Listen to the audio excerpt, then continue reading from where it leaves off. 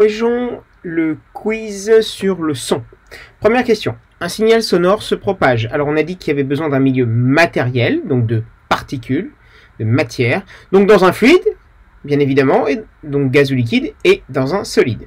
Certainement pas dans le vide, et pas dans l'espace non plus, puisque dans l'espace c'est du vide.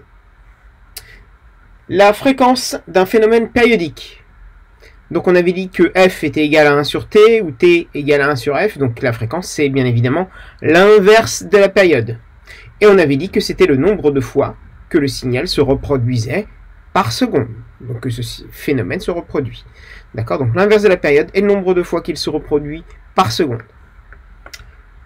L'oreille humaine perçoit des sons dont la fréquence est comprise entre 20 Hz et 20 kHz, donc 20 000 Hz.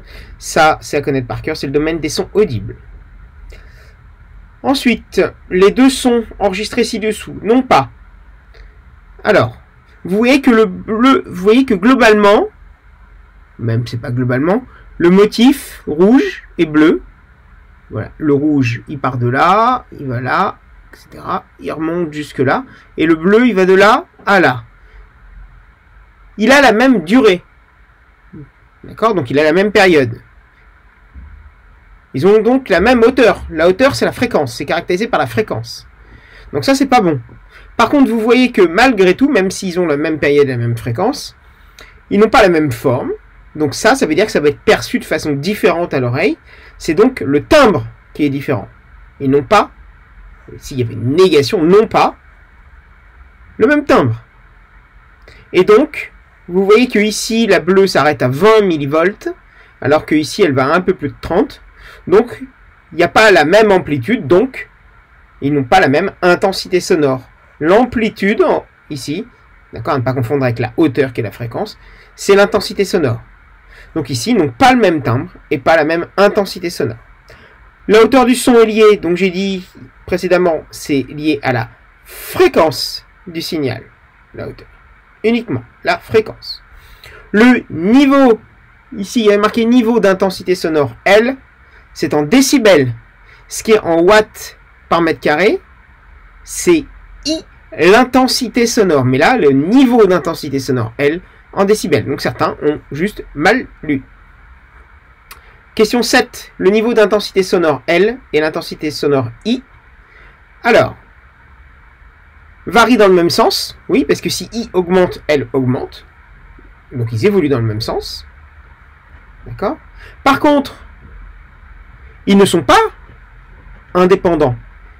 D'accord? C'est-à-dire qu'il y a une relation qui existe entre les deux. Juste, ils ne sont pas proportionnels. D'accord? Donc ça, c'est faux. Mais ils ne sont pas indépendants. Sont indépendants, c'est faux. D'accord? Donc ça, non. Ça, non.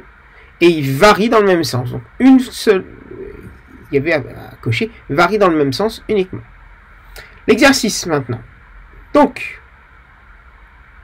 vous aviez des documents. Indiquer pour chaque bouton si le critère précédent a été respecté. C'est-à-dire qu'on ne doit pas dépasser 25 décibels d'atténuation. Le seul qui ne dépasse pas les 25 décibels d'atténuation, parce que si c'est le bouchon en mousse, ici, il dépasse. Ça veut dire que le son va être beaucoup plus atténué.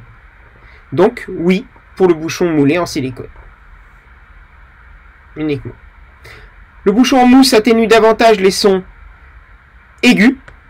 Vous allez regarder. Le bouchon en mousse ici, l'atténuation est beaucoup plus forte dans les hautes fréquences. C'est-à-dire pour les sons aigus. J'avais dit que plus une fréquence était haute, plus le son était aigu. Sur quels paramètres influe l'ingénieur du son pour passer de l'enregistrement 1 à l'enregistrement 2? Ici, vous voyez qu'ils ont la même forme.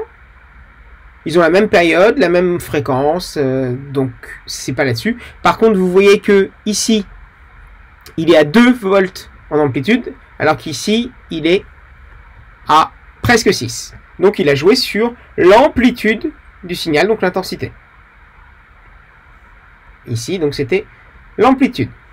Déterminer quel est l'enregistrement de la guitare. Donc, la guitare est un instrument de musique, ça sort un son complexe, qui est donc uniquement périodique, mais pas sinusoïdal, donc c'est forcément celui-ci, le 3.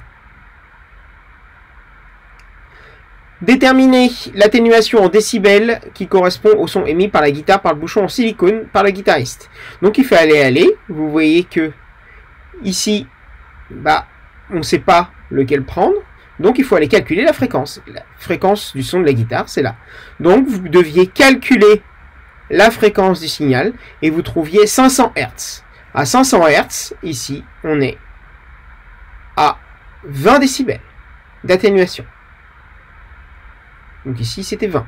Hop. Une exposition prolongée à 85 décibels est nocive pour l'oreille humaine. Durant un concert de rock, un guitariste est soumis à une intensité sonore.